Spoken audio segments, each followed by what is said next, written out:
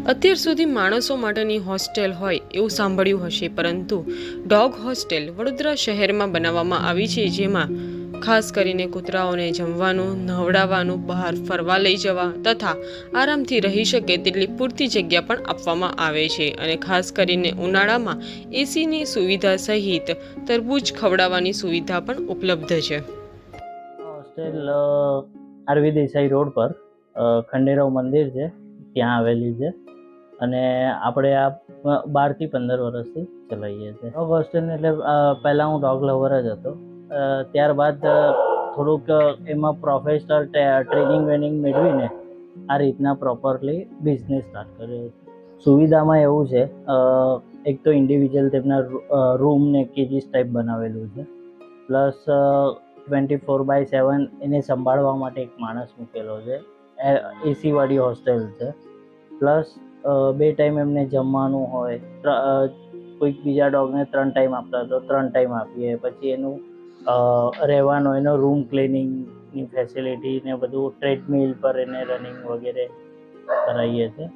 Plus એ લોકોનું ફીડિંગનું છે ને ગરમી હોય એટલે એસી પ્લસ પેલું કેવું ફીડિંગ પર બહુ ધ્યાન રાખવું પડતું હોય છે. તડકો થઈ જાય એટલે સવારે આ લોકોને 8 વાગતા પહેલાં એમને જમવાનુંથી માંડીને બધું આપી દેવું પડે છે. જેવું ટેમ્પરેચર વધે એવું એ લોકો ખાવાનું ડિસ્ટર્બ જ થાય છે એટલે એ ખાતા નથી. તો અમે અમારા ત્યાંનું શિડ્યુલ એવું રીતનું હોય છે કે સવારે 8 વાગે અમે આપી દઈએ છીએ. પછી બપોરના ટાઈમે અમે એમને વોટરમેલનનું જ્યુસ આપીએ છીએ અને અમુક ડોગને તો ડાયરેક્ટલી વોટરમેલન ખાય છે, તો એ રીતના અમે આપી દઈએ છીએ. ને સાંજે પછી એમને 8, 8:30ના ટાઈમે આપીએ છીએ કે ઠંડક થઈ જાય. ત્યારે મારી ત્યાં 15 ડોગની કેપેસિટી છે અત્યારે. અત્યારે મારી પાસે 7 થી 8 છે.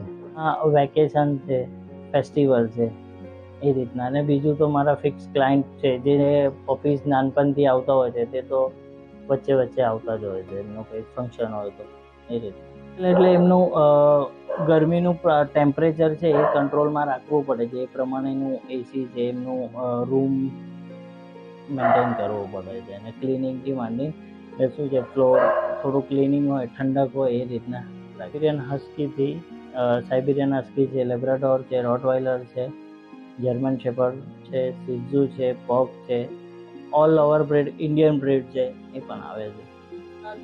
હા, ટ્રેનિંગ માટે પણ મૂકી જાય છે ને. એમાં 3-4 મંથના પપીઝ થાય. હવે જે ઘરે રાખવાના હોય તો એમને કમ્પલસરી એ લોકો 3 મંથ તો ટ્રેનિંગ અપાવે જ છે. એમને ટ્રેનિંગ પણ આપીએ છીએ ને મેઇન કરીને ઓનરને કેવી રીતના રાખવાનું તે પણ શીખવાડીએ છીએ. ડોગની સાથે ઓનરને પણ હેન્ડલિંગ પ્રોપરલી કરાવડાવીએ છીએ કે તે આગળ જતાં કંટ્રોલ કરી શકે. આમાં ડે પર ચાર્જ હોય છે. પર ડે 600 રૂપીસ ચાર્જ હોય છે, વિથ ફૂડ અને રહેવા બેવા બધું સાથે ફૂલ ઇન્ક્લુડિંગ. બીજી મારી એક્ટિવિટી એવી છે, ધારો કે ફેક્ટરીઝ છે, ફાર્મ હાઉસ છે, તેના અંદર પર હું ગાર્ડ ડોગ ટ્રેન કરીને આપું છું ને વિથ હેન્ડલર જોઈતા હોય તો વિથ હેન્ડલર બી પ્રોવાઈડ કરું છું. એ લોકોની ટ્રેનિંગમાં 4-5 મંથ જેવું થાય છે.